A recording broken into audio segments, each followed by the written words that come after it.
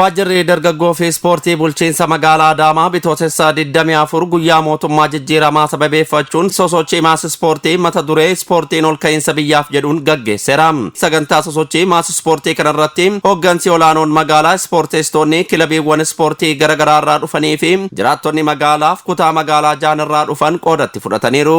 Bitootessi 24 guyyaa buurri paartii badhaadhinaa itti eegalee fi guddinni Itoophiyaa itti jalqabee guyyaa injifannoo ummatoota Itoophiyaati. Saganticha irratti argamuun ergaa kan dabarsan itti gaafatamaa waajjira dargaggoo fi ispoortii magaalaa Adaamaa obbo Fufaa Garmaamaa bitootessi 24 guyyaa qaanqeen jijjiiramaa itti eegale ta'uu eeruun sosochii ispoortiin jalbultii bitootessa 24 kabajuun immoo gahee ispoortiin fayyummaa nageenyaa fi guddina biyyaa keessatti qabu agarsiisan dubbatan.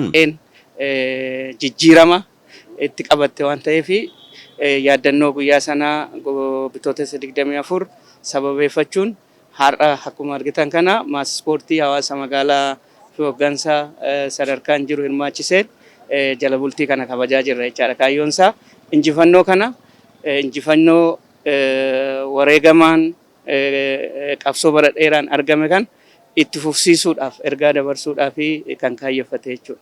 Ispoortiidhaan kabajuun jechuun ispoortiin jaalala, ispoortiin nagaadha, ispoortiin tokkummaadha, ispoortiin diinagdeedha.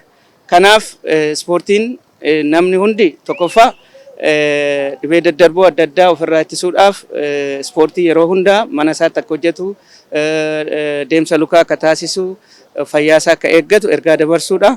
Inni lammaffaa ispoortiin diinagdee akka ta'e magaalaa Adaamaa burqaa ispoortistoota kubbaa miilaa atileetotaa akkasumas immoo sarkesiin illee yeroo itti baay'ee amma ol ka'aa jiru waan ta'eef inni kunis bu'aan kun bu'aa injifannoo 24 waan ta'eef kanas cimnee amma iddoowwan ispoortii adda addaa babal'isaa jirra koriidera wajjin wal qabatee magaalaa Adaamaa kanas ergaa dabarsuudha jechaadha. Ispoortiin jaalala tokkummaa jennu sanarra darbee diinagdees ta'uusaa fayyaa ta'uusaa hunduma isaa hawaasatti ibsaa deemuufis kan kaayyeffate jechuudha. Haaluma wal fakkaatuun sagantaa sosochii maas ispoortii irratti qooda kan fudhatan itti gaafatamaa waajjira paartii badhaadhinaa damee Adaamaa obbo Ashannaa fi Ajjamaa bitootessi 24 guyyaa qaanqeen bilisummaa itti mul'ate jedhan. Bitootessa 24 guyyaa injifannoo, guyyaa milkii fi guyyaa qaanqeen bilisummaa uummata keenyaa itti baatee fi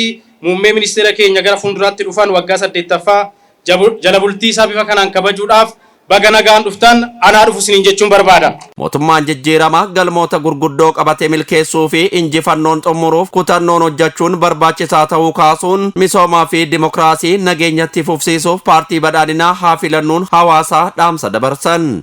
Injifannoon bitootessa 24 carraawwan misoomuu fi guddachuu nuuf fidee dhufe kana itti fufsiisuuf kaleessa wal'aanuu fi egeree akeekuuf iyyummaa fi boodattafuummaa furame arguuf sirna waaraa fi walitti bu'insa hambisuuf sirna dimokiraasii waara'ee mallattoo Itoophiyaa ta'e dhugoomsuuf ijaarsa biyyaa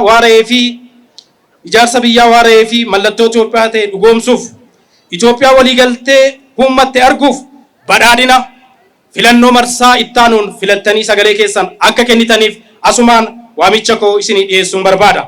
Galmoota badhaadhinaa qabaman injifannoon xumuruuf imala milkii eegalame akka saffisan gochuudhaan sagantaa kanaan waadaa keenya kan itti adeemsinu akka ta'uun asumaan waamicha koo isinii dhiyeessuun barbaada.